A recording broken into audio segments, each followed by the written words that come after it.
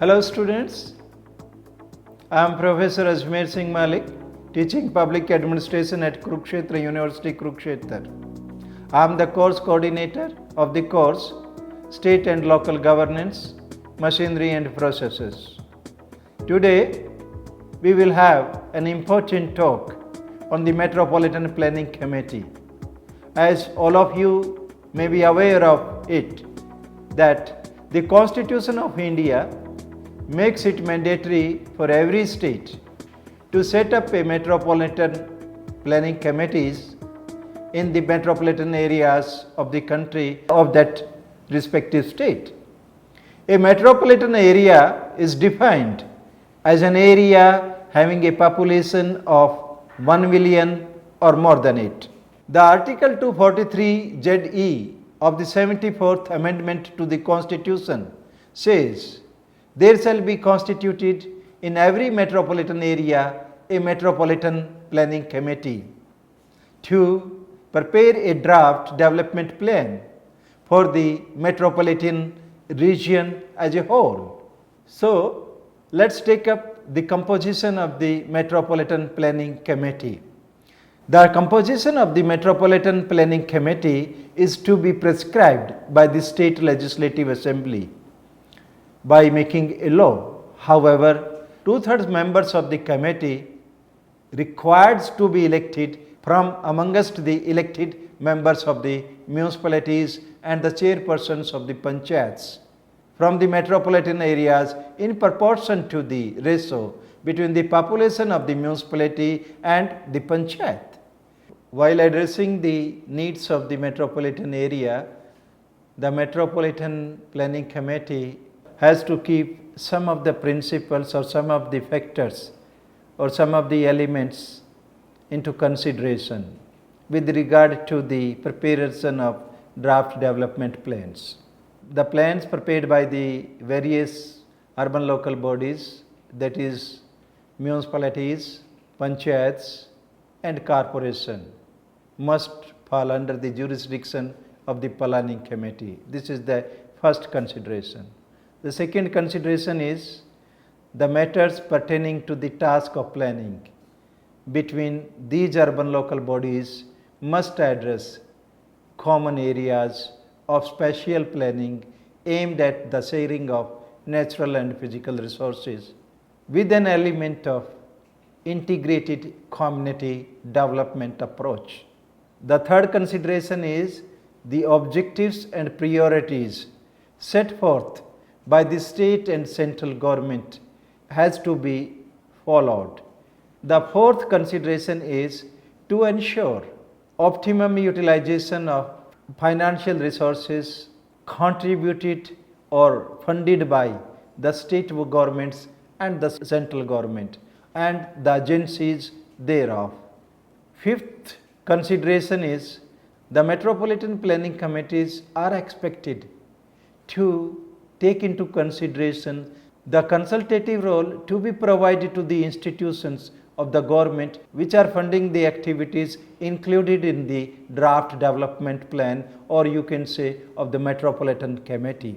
So, these are the various considerations to be taken into consideration while preparing the draft development plans. So, after the discussion of these considerations, let's take up what happens to the draft development plan prepared by the Metropolitan Planning Committee.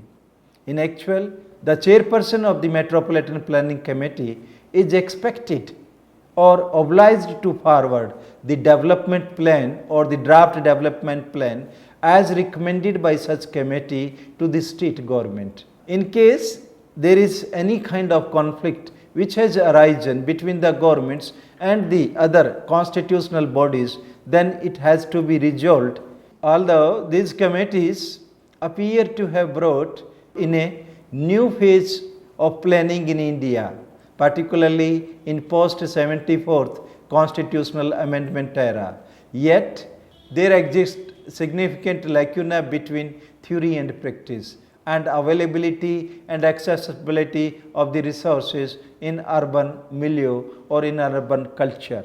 It has been found that in most of the states there has been no willingness on the part of the state to set up the Metropolitan Planning Committee.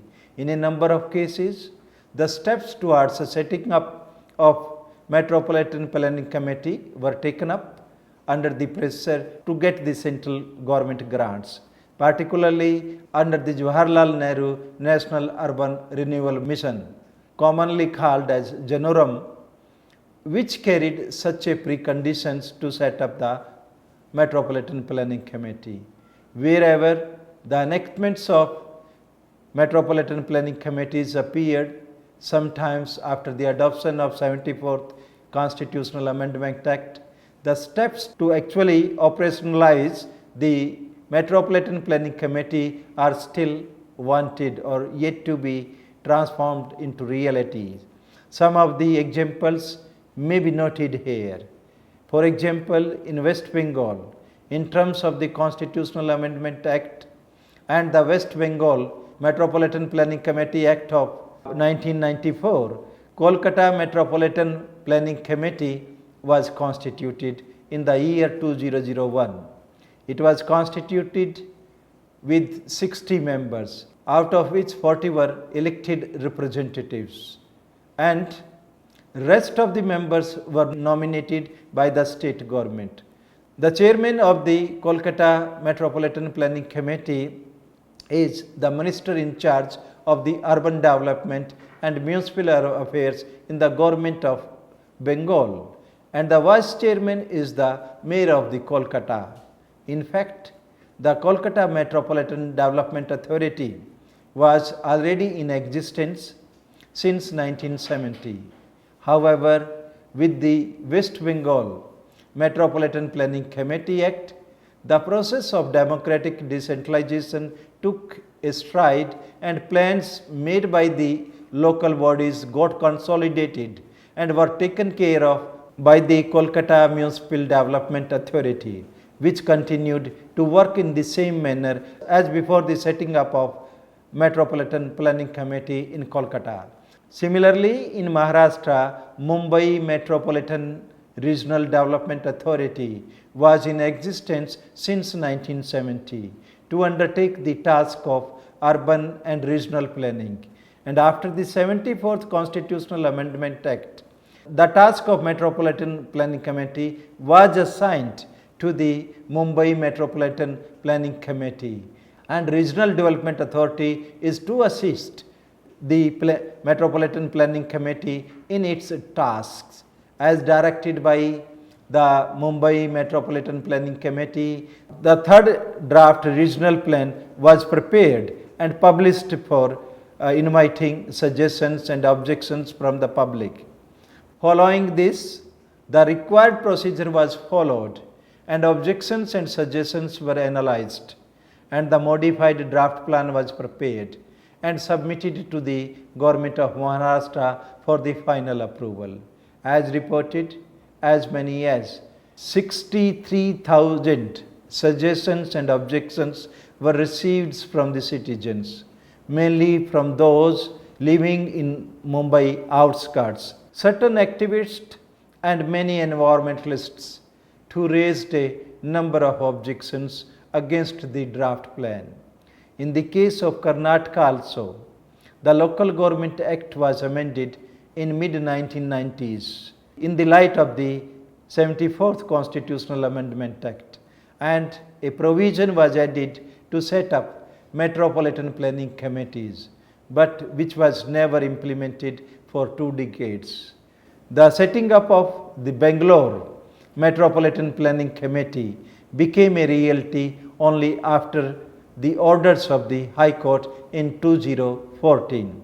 The first Metropolitan Planning Committee was constituted in the city of Bangalore with 30 members, but the committee never met till 2016 when it was dissolved.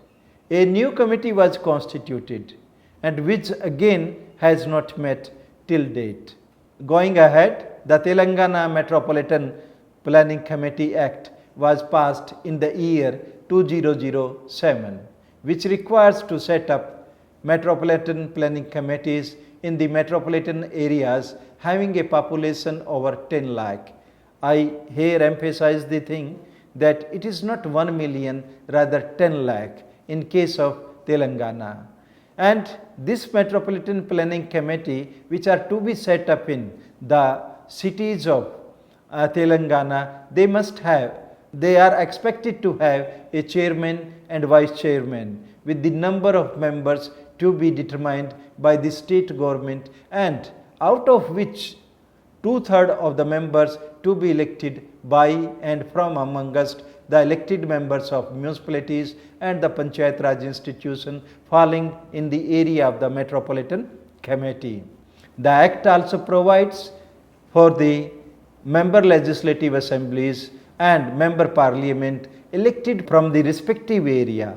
Mayor, chairpersons of the municipal bodies are to be permanent special invitees to the Metropolitan Planning Committee. However, the Metropolitan Planning Committee remained on papers only in case of Telangana, while the task of formulating of development plan was being merrily done by the Hyderabad Metropolitan Development Authority. It was reported by the Times of India in July 28, 2014. In case of Punjab, then state government constituted 8 Metropolitan Planning Committees for the selected district of the state in the year 2012. Each Metropolitan Planning Committee to be comprised of member parliament, member legislative assemblies of the respective areas, mayors of the municipal corporations, principal secretaries of the Department of Local Bodies, Finance, etc., and other members. In the year 2013, the Union Territory Administration of Chandigarh too had forwarded the proposal for setting up of Metropolitan Planning Committee to the Union Ministry of Urban Affairs, but the same has not been done till date. Thus, keeping in view the constitutional provisions and the expectations or the provision made there in the Constitution, especially in the Article 243 JD, which is relating to the composition or constitution of Metropolitan Planning Committee in the area. As all of you know, the local government subject is in the state list, and therefore, as expected as in the case of urban local bodies or in the panchayats, the state legislative assembly of the concerned state has to enact a law to constitute, compose, and to assign the functions as well as to the Metropolitan Planning Committees. But most of you are aware of this fact, or we say during the 1970s, the Government of India has taken an initiative to set up parastatal agencies in all the states, particularly to deliver the services relating to the drinking water supply, parastatal bodies to deliver many kinds of the basic services to the citizens, which has flourished very well, and delivering the basic amenities to the citizens of the cities as well as the surrounding areas of those cities. As all of you know, that Metropolitan Committee comprises of urban local bodies and the panchayats around that particular city, which is as per the provision in the Constitution must have 1 million population or more than it. And that's why now the conflict is there whether the existing parastatal authorities or the development authorities, as we talked about those while discussing the case studies right from West Bengal to Mumbai, Hyderabad, Bangalore, and so on. But since the bureaucracy is not ready, or you can say already the settled authority and procedures have been established, and those are not ready to devolve those kind of the services, or not ready to be subordinated to the Metropolitan Planning Committee or the Metropolitan Committee. That's why there is a reluctance on the part of the state to set up such committees or to set up such planning committees in their respective state. No doubt the states have enacted law, but it takes time to get those laws implemented in real sense. Let's hope that we will be able to replace, or we say to synchronize, metropolitan planning committees and the development authorities, which we call the parastatal agencies, set up during 1970s, and they will work together in a democratic decentralized manner. So with these remarks, I would like to share with you the some of the merits of the metropolitan planning committees. We will also discuss the demerits of these planning committees. So first of all, let's take up the merits of the metropolitan planning committees. The metropolitan planning committees ensure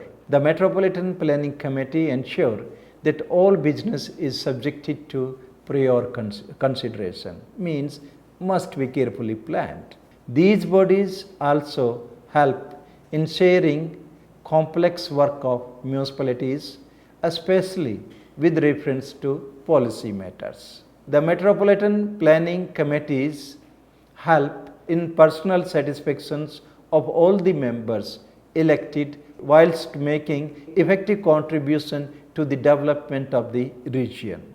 Due to their informal character of work, the members elected in the metropolitan planning committees can intervene directly in the meetings or in taking up the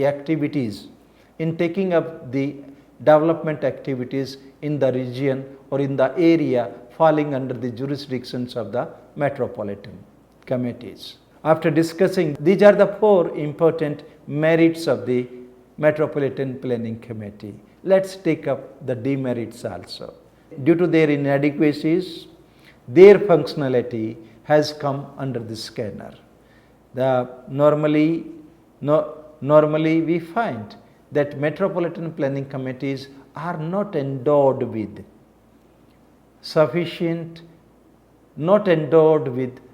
enough human and physical resources. As a result of that, it may not be possible to undertake the responsibilities expected to be assigned to them. Number two, due to numerous functions, their role has become intricate one, resulting in red tapeism. Here I would like to tell you that some of the metropolitan committees, like in Mumbai, that has bigger than many countries, than many small countries of the world. And as a result of that, if it is not extensively prepared to discharge those responsibilities, it may not be possible to ensure efficiency and effectiveness in their working. The metropolitan planning committees are also subjected to the constant adversary of logging and trading devices. As a result of that, the vested interests are dominating the functioning of this committee. As the supremacy of the Metropolitan Council is maintained, henceforth their image and independent status has tarnished with the time. So after this deliberation, let's conclude the talk on the Metropolitan Planning Committee. India is on the course to have 69 metropolitan cities by the year 2025.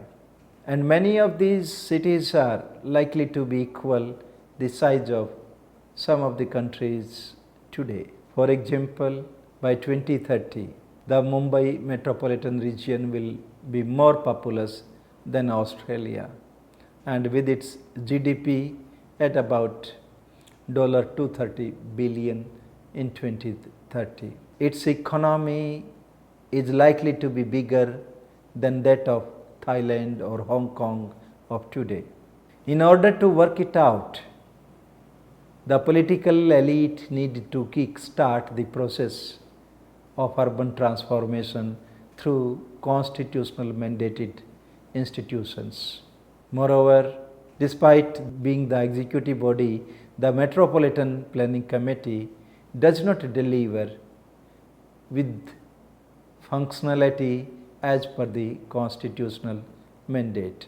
Therefore, the process of urban transformation is required to be catalyzed, no doubt with the support of the experts, but with the political leadership and adequate level of democratic decentralization process.